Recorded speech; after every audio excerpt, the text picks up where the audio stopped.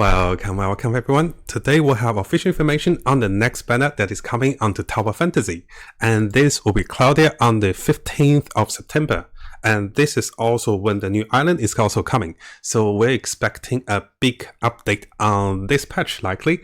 So what we do is let's have a look at the trailer teasers. I'll open a lot of tabs. Let's have a look at the teasers for the character. Then we talk about the character between the Chinese version and also English version. Because it is likely she's going to be a physical leader. This dream has no starting point and has no end.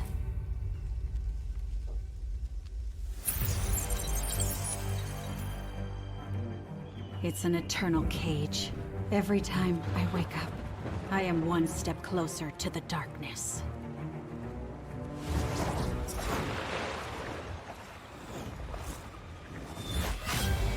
Looks good.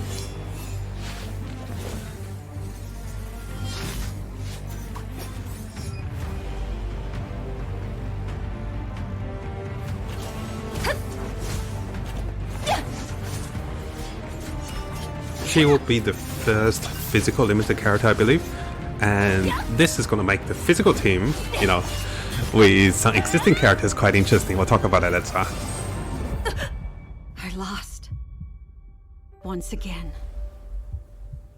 The very last time. Ooh. Unexpected, interesting new stories too. Tower of Fantasy, a shared open world MMORPG. Play now for free. Oh, I didn't know they actually have that at the background. That's interesting, right? So what we're gonna do is we're gonna have a look at Claudia, and also I want to have a look at the characters who are also, physical damage dealing. So which are Shiro. So let's have a look at Claudia first. We'll briefly talk about her and we'll talk about the potentials of using her. This is the Chinese version. I believe on the English version, she will be a physical leader. So this is not confirmed unless we get the, we get the character release, right? So what I do is I use the example for Freak. So Freak is the Frost leader, Frost Resistance leader on the global version, but on the Chinese version, she's not. And people are saying this is going to be the case for Claudia. Now, Claudia, as a physical attack DPS leader, she is likely going to have the same buffs as Freak. It's going to be the 15% physical buff. So for characters like Cheryl, who is also a physical character, is going to be quite interesting. I'm sure you guys love Cheryl, right? She's got a very interesting design. So briefly talk about Claudia. And I guess the first highlight for me for Claudia is that this particular spell. So if this particular spell for 1-star is staying true, she can be a universal support for a long time if you get her to 1-star. Now each time a charge or disco hits a target, a stack of the damage boost is granted and increased damage dealt by, this is a by 8% for 25 seconds. This stacks up to 3 times. So she can provide an increased damage of 24% for 25 seconds. And this is why people really like her, because whether you use her on the physical team or if you use her on the any of the teams, you can get a damage boost. And this just have to have her to 1-star. If you have seen our previous videos about getting any character to 1-star, this is expected around 110 summons of the red orbs. You can get one limited character to 1-star. There's a guide video, we talked about that previously. So this is an option if you do want to go for her. And after getting her to 1-star, I think it's great. But if you get her to 6-star, of course, she can be your physical team. And someone like Cheryl, who is also a physical character, can really shine a lot. Because Cheryl also have increased damage dealing as well, in terms of, taking extra damage for the enemy.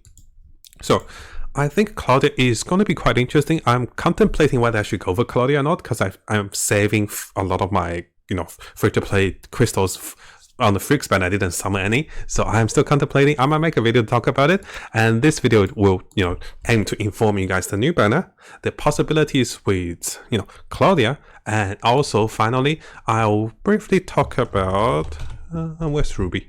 No, Ruby's not here. So Ruby is likely gonna. So the next new character we're gonna get is probably gonna be Ruby, but not Ruby. So maybe Cobalt B. Oh yes, Cobalt B. Yes. So now we'll briefly talk about the future characters as well. So we had.